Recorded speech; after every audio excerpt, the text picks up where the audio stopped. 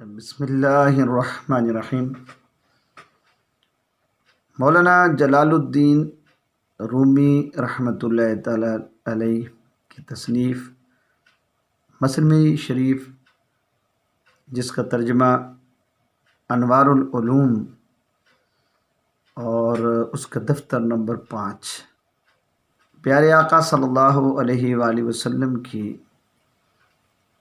ایک حدیث پاک، جس میں حضور نے ارشاد فرمایا کہ مومن ایک آنت سے کھاتا ہے اور کافر 7 آنتوں سے کھاتا ہے۔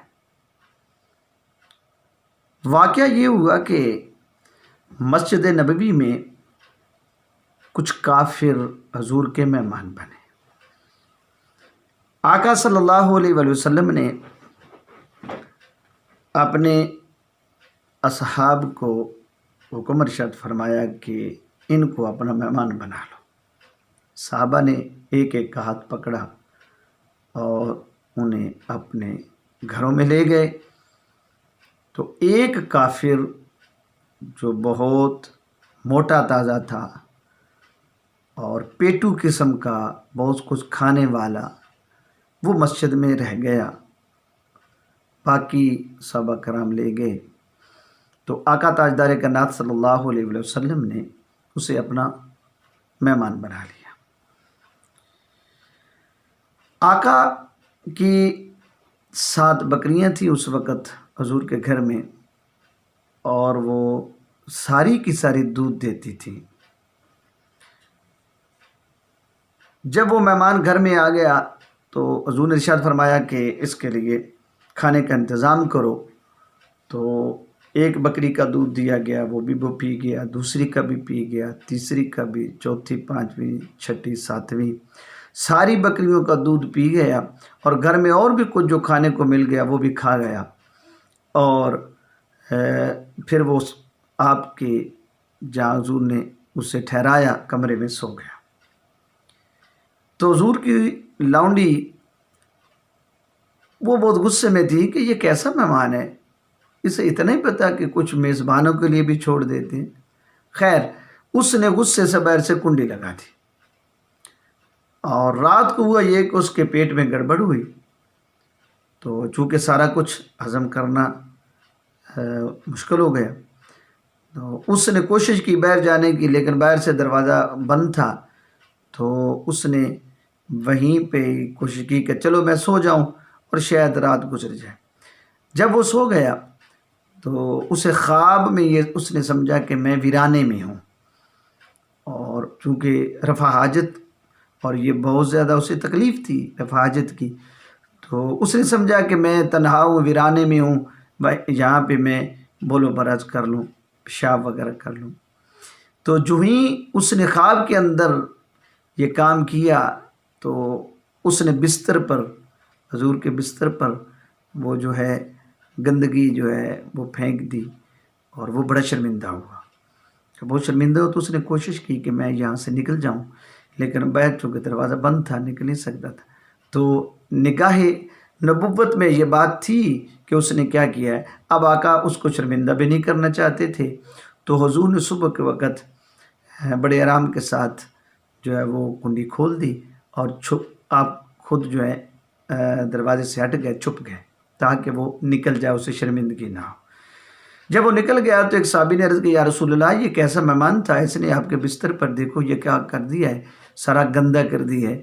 تو آقا نے ارشاد فرمایا کوئی بات نہیں، آپ جائیں پانی لے آئیں، میں اس کو صاف کر دوں۔ صحابی نے عرض کی، یا رسول اللہ، میری ہوتی ہوئی آپ اس کو صاف کریں گے؟ نہیں، میں۔ آپ نے فرمایا نہیں، یہ میں خود کروں گا۔ تو اس کے اندر جو حکمت تھی وہ حضور جانتے تھے۔ تو وہ صحابی گئے، پانی لے کے آ گیا، حضور نے اسے صاف کرنا شروع کر دیا، جھاڑو مار وغیرہ منگوا لیا۔ تو وہ جو کافر نکلا تھا جس نے یہ سارا کام کیا تھا، اس کی مورتی جلدی میں نکلنے کی وجہ سے بستر پر رہ گئی تھی۔ اب وہ تو شاید وہ چلا جاتا، مگر اس کو چونکہ عقیدہ اور فیت اور اس کا ایمان تھا اس مورتی کے ساتھ کہ میرا تو خدا ادھر رہ گیا، تو پھر وہ واپس آیا۔ جب واپس آیا تو اس نے دیکھا کہ یہ تو نبیوں کے تاجدار جسے خیر ابھی اس نے تو ایمان اسلام قبول ہی نہیں کیا تھا، لیکن وہ حیران ہو گیا کہ کتنا بڑا میزبان ہے اور اس کے اخلاق کا یہ عالم ہے کہ جو کچھ میں غلط کام کر کے نکلا تھا، مجھے چاہیے تھا میں صفائی کرتا اور معذرت کرتا، میں آپ سے معافی مانگتا، لیکن میں نے یہ تو کوئی کام نہیں کیا، اور اتنا رحیم اور کریم یہ نبی۔ تو اس نے اپنا سر جو ہے نا، یہ سارا منظر دیکھ کے دیوار کے ساتھ مارنا شروع کر دی۔ تو اللہ کریم نے اپنے محبوب کی عمر کی بھی قسمیں اٹھائی ہیں۔ اللہ کریم نے ارشاد فرمایا لَعُمْرُكَ إِنَّهُمْ لَفِي سَكْرَتِهِمْ يَعْمَهُونَ، تیری عمر کی قسم میرے محبوب، وہ اپنی مستی میں اندھے ہو رہے ہیں۔ تو اللہ نے اپنے محبوب کی عمر کی قسم اٹھائی اور آقا کی یہ زندگی ذرا اس پر نظر دوڑائیں۔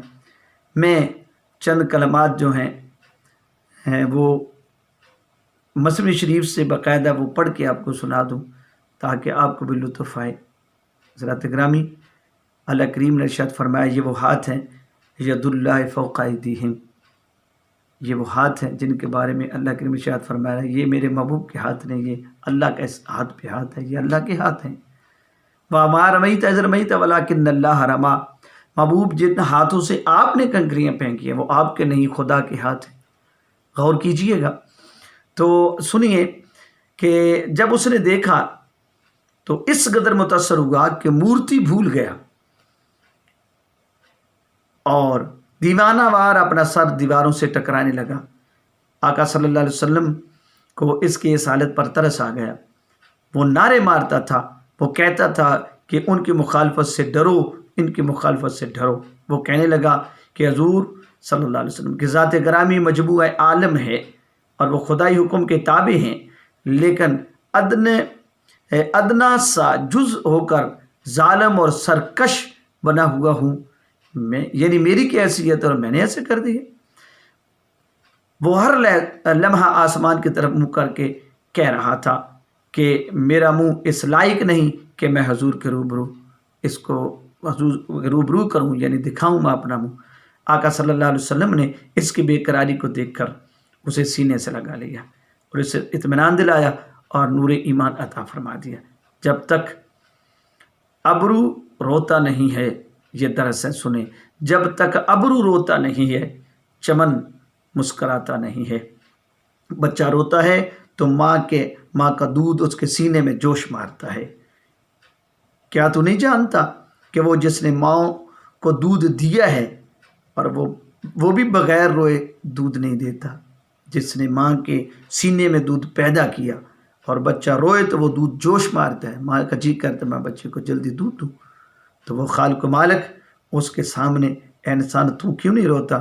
اگر عالم میں سورج کی گرمی اور ابر کا پانی نہ ہو تو اجسام میں نشو و نما نہیں ہوتی۔ انسان کو بھی اپنی روح کے نشو و نما کے لیے عقل کی سوزش اور آنکھ میں آنسو درکار ہیں۔ اس طرح جسم کو گھٹاؤ اور روح کو بڑھاؤ۔ اللہ کریم ہمیں بھی اپنے حضور جھکنے کی، رونے کی، گریہ زاری کرنے کی توفیق نصیب فرمائے۔ وما توفیقی الا باللہ۔